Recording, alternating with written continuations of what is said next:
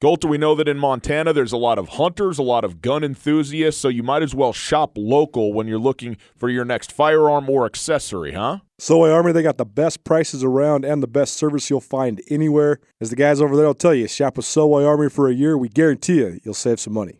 The other thing is they have great knowledge. There's a lot of questions that people have about the right styles and types to suit them and what it is that they're trying to do, and all the guys over at Selway Armory know their firearms and ammunition and accessories inside and out. With locations in both Missoula and Bozeman, Selway Armory has some specialty products as well, including full Sig Sauer inventory for your best in handguns and much, much more. Like Coulter said, 2 brick-and-mortar locations, 1 in Missoula, 1 in Bozeman, and also online, tremendous inventory there. They'll ship everything you want, SelwayArmory.com. Day 2, what was your takeaway from day 1? I thought the veteran guys looked pretty solid, and I thought the new guys looked the opposite of that. They looked like hell, basically. Is it important for the new guys to come along just in terms of the overall operation of fall camp? Well, certainly. The farther we can bring them along, the faster, the better our depth's going to be. So they're competing for playing time. That we expect them to be swimming a little bit, but we want them to catch up quick. The tight ends are a group that made a physical impression, at least to me yesterday. They all look really good. I know that's a group you brought the position back, but now in year 2, especially with guys with experience like Deming, Rensvold, Bingham, what do you expect out of that group, and what do you think of just how they look right now? Well, they look good physically. They had a great off season, all of them.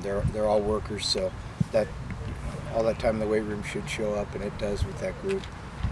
We've got to keep recruiting that position, and I don't have any assessment on the young guys yet, but keep recruiting those guys. You can never have too many of them. You mentioned the recruiting. Obviously, you're a great recruiter. Do you pride yourself on having the amount of depth at the positions that you have at depth right now? Well, I think it's key for both short-term and long-term success. So we just got to keep going. We're getting there, but I wouldn't say we're there yet. Angel Villanueva on the line, guy who changed his body a lot. What do you want to see out of him during the fall? Well, we just want him to increase his level of play. He's committed to improvement. I think he's down about 40 pounds, which is helping him. And, it's a big fall camp for him. Is that left guard spot one of the more up for grab ones? Well, on they're the all line? up for grab, as you know. But, they're all up for grab. So, that's up for grabs. You mentioned Angel's weight loss. There's about 5 offensive linemen that lost some weight, but they're still all over 300 pounds. So do you like the fitness that they came in with, or where do you stand on just, still being able to be big even if you are a little bit more fit? Yeah, I think you almost have to get out of the mindset where guys are trying to gain in this day and age. All the high school kids think they have to be 300 plus. And most of the time when they come in, over 300, there's a handful of them that this isn't the case. There's no absolutes, but most of the time when they come in and they're 330, 335, they're not fit. And we need to be fit enough to move our feet and compete and knock people around. So, Sorry. Dalton had a lot of good things to say about Cy Sermon at the center position. They just talk about what it's been like for him finding a home at center and what you expect from him. Cy's a good athlete. He's very athletic for an offensive lineman, which is what you look for. He's grasping more and more of it, and playing center is just kind of the next step in his evolution. I think we had some film time last night, and he's grasping everything really well. With a couple of transfers, you have a ton of guys listed in the secondary right now. What did those transfers bring in, and what's the level of competition right there? Well, I don't know what they bring yet because I haven't seen them enough. So we'll see. We need to see if they can get on the field now or later. That's TBD. But, they can run. They've all got good coverage skills off the film we evaluated them on. And, we'll see how fast they can step it up to compete for playing time. Jace Lewis kind of bided his time behind Josh Buss last season. What are your expectations for him as he kind of takes on a bigger role? Well, there better not be anybody biding their time anytime. They better go compete. So I wouldn't necessarily agree with that assessment. Jace split time with Josh last year, and was a productive player, and he needs to keep going.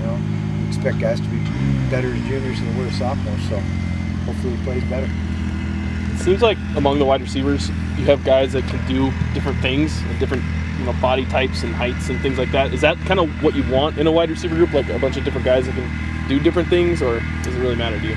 Yeah, I mean, you get 3 Calvin Johnsons and throw them out there, then you can do that, but that's not the real world, right? So you get the best player you can, and you plug them in.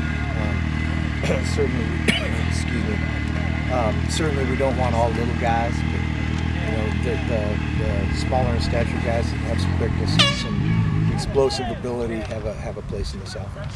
Sammy really came on towards the end of last year, and obviously a big bodied wide receiver. What would his development, if he continues to go on the arc that he's showing, would do for the team? Well, he had a big year.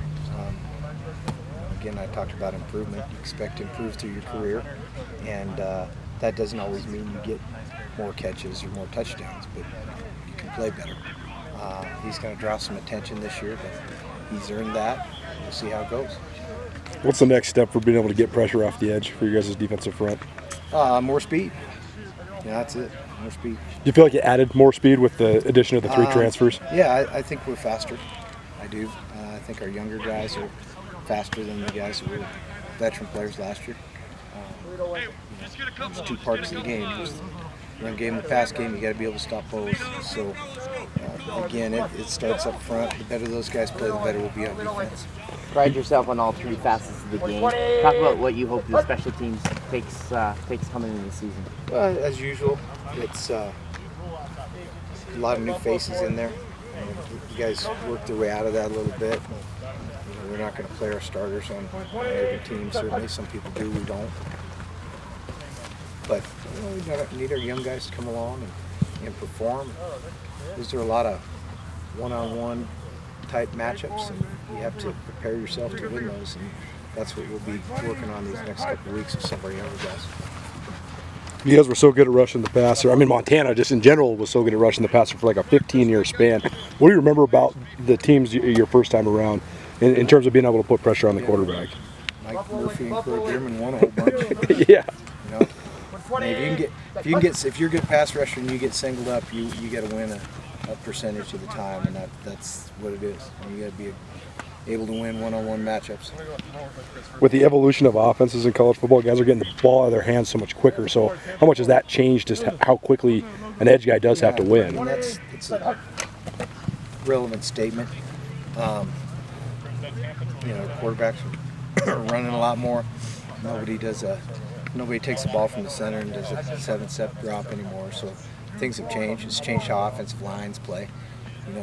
What would you say the most important position on the O-line is? Left tackle. It doesn't matter anymore. Right. There's no blind side on the deep drop anymore. So it's it's sort of an irrelevant deal. Do you think it's harder to rush the passer this day and age?